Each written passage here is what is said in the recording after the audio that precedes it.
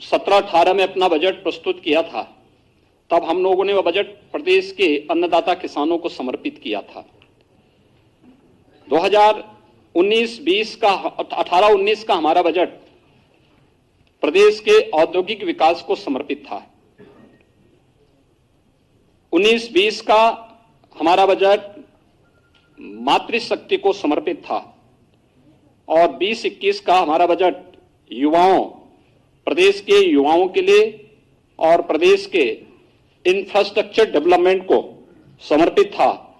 तो इस बार का यह बजट जिस पर फोकस किया गया है, यहां पर हम लोगों ने प्रदेश के समग्र और समावेशी विकास और प्रदेश के विभिन्न वर्गों के स्वावलंबन के माध्यम से सशक्तिकरण को आधार बनाकर के इस बजट को प्रस्तुत किया गया है। प्रदेश में ईज ऑफ लिविंग को और आसान करने के लिए हर घर को जल, हर घर को बिजली, हर गांव को सड़क और हर गांव को डिजिटल बनाने की प्रक्रिया के साथ प्रदेश में समग्र विकास की एक रूपरेखा इस बजट के माध्यम से प्रारंभ की गई है। खासतौर पर जब हम कृषि क्षेत्र की ही बात करते हैं, मुख्यमंत्री कृषक दुर्घटना कल्याण योजना को विस्तार दिया गया है। इसमें अब तक किसान आच्छादित था, अब किसान के साथ साथ किसान के परिवार का कमाऊ सदस्य, बटाईदार और अन्य लोगों को भी शामिल करते हुए अगर दुर्घटना से किसी ऐसे व्यक्ति की मौत होती है तो 5 लाख रुपए की सहायता इस बीमा योजना के माध्यम से उस किसान परिवार को या उस बटाईदार को या किसान परिवार के सदस्य की दुखद मृत्यु पर स्वतः ही इस योजना से प्राप्त होगी। बजट में इस बात की व्यवस्था की गई है। साथ ही साथ जो किसान परिवार आयुष्मान भारत से स्वास्थ्य बीमा से कवर नहीं प्राप्त किए हैं, उन्हें मुख्यमंत्री जन आरोग्य योजना के अंतर्गत 5 लाख रुपए की भी निःशुल्क स्वास्थ्य बीमा का भी कवर देने का प्रावधान हम लोगों ने इस बजट में इस बार किया है। मित्रों, महिलाओं की दृष्टि से कुछ नई योजनाएं प्रारंभ की गई हैं। आप सब जानते हैं मुख्यमंत्री कन्या सुमंगला योजना को व्यापक आयाम मिला है। इससे पहले मुख्यमंत्री सामूहिक विवाह की योजना बड़ी लोकप्रिय हुई है, जिसमें 1.25 लाख से अधिक बालिकाओं की शादी विवाह के कार्यक्रम इस योजना के माध्यम से आगे बढ़े हैं। हमने इसकी राशि को 31,000 से बढ़ाकर 35,000 से बढ़ाकर के 51,000 रुपये भी विगत वर्ष किया था। इस वर्ष मुख्यमंत्री सक्षम सुपोषण योजना, एक नई योजना उन क्षेत्रों के लिए, उन लोगों के लिए लाई जा रही है 6 महीने से लेकर 5 साल तक किसी भी बच्चे के लिए जो कुपोषित है उस बच्चे को सुपोषित करने के लिए, या जो बालिकाएं स्कूल नहीं जा पाती हैं 11 से 14 साल तक की उन बालिकाओं के लिए जो एनीमिया से पीड़ित हैं, उनके लिए भी इस बजट में एक प्रावधान किया गया है। दूसरा, एक बहुत अच्छी योजना महिला सशक्तिकरण की दिशा में प्रारंभ की जा रही है और यह है महिला सामर्थ्य योजना। यह महिला सामर्थ्य योजना हम लोगों ने वर्ष 2019 में झांसी बुंदेलखंड में बलेनी मिल्क प्रोड्यूसर का वहां पे प्रारंभ किया था भारत सरकार के सहयोग से।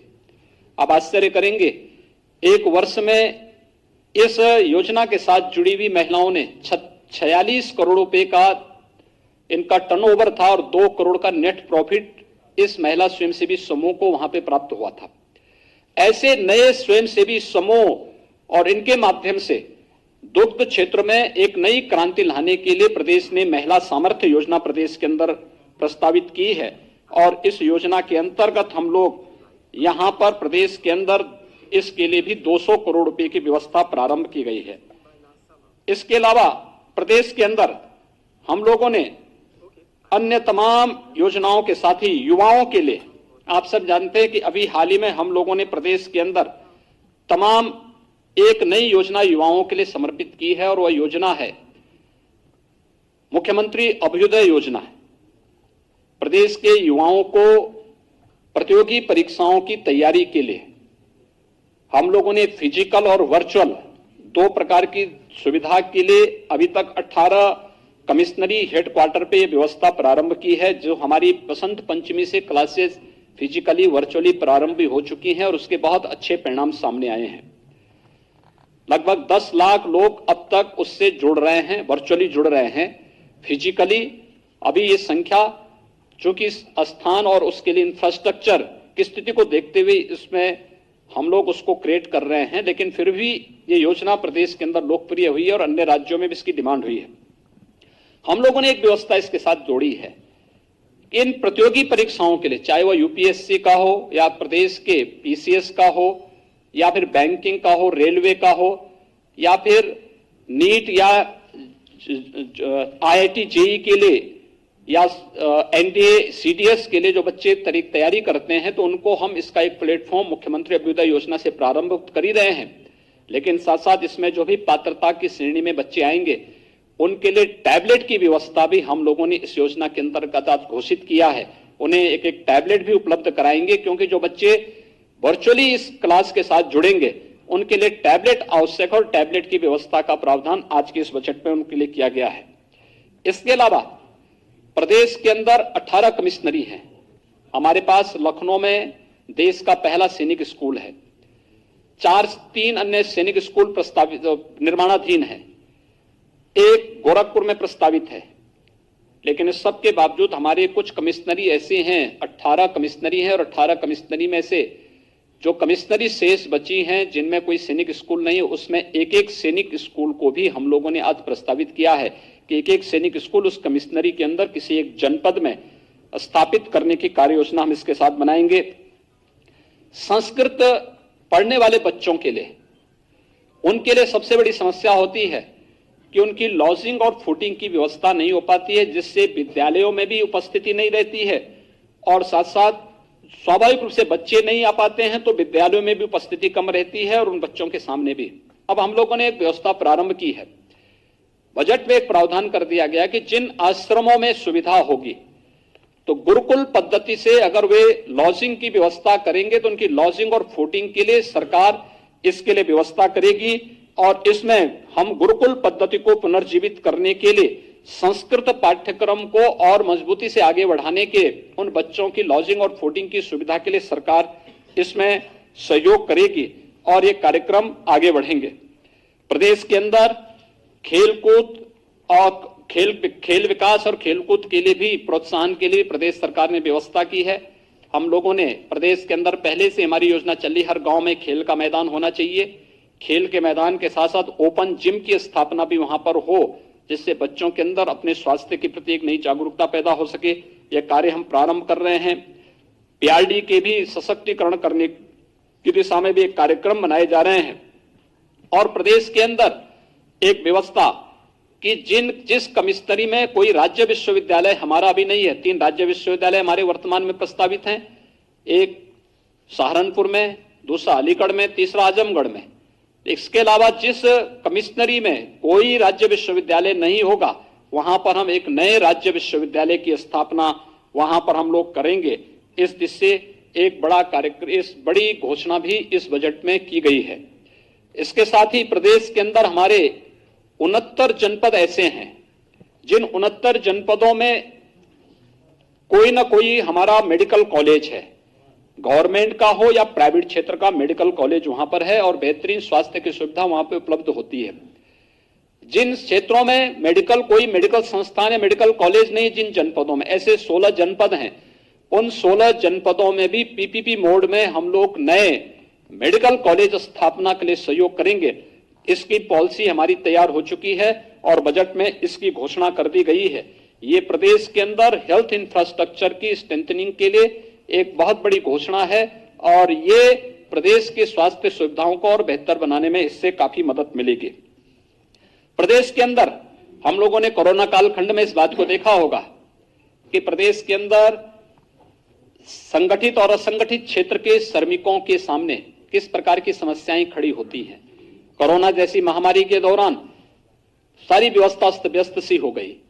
और बड़े पैमाने पर लोगों ने प्लान का रास्ता अपनाना प्रारंभ किया था। उस समय हम लोगों ने फ्री में राशन, भरण पोषण भत्ता और उनके आवागमन की व्यवस्था को सुनिश्चित करने का कार्य किया था।